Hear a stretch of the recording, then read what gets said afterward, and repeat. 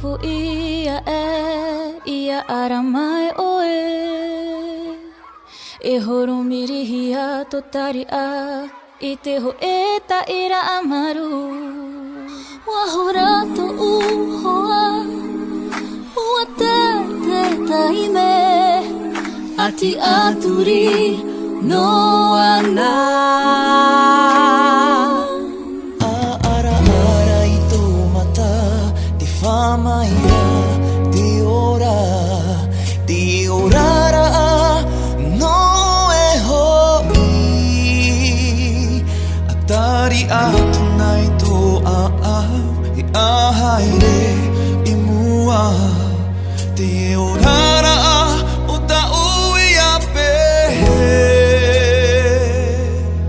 te himene mataroa te himene mataroa atari atu nai te natura I taimiro atu oe no te hoi te miti ia ori hari ui na te paetahata I te hihi o te rā e hani hani rai tu mata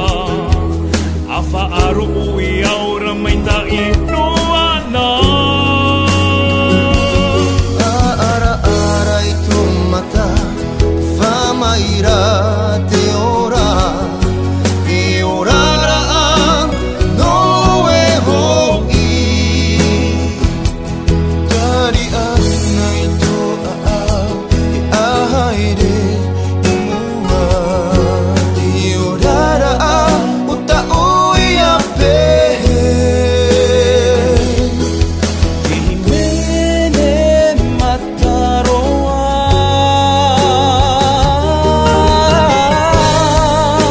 écoute la nature et prends le temps de ressentir la mer,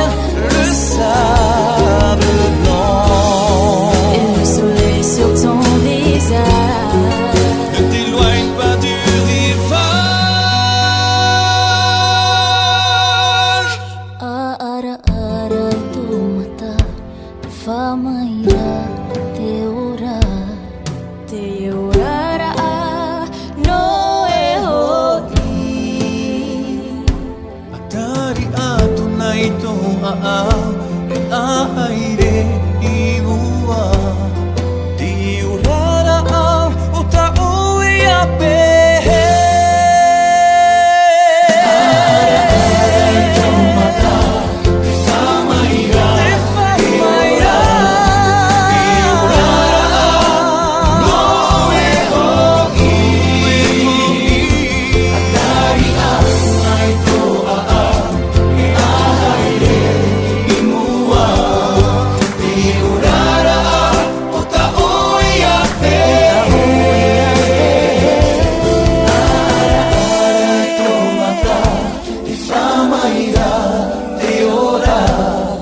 te ora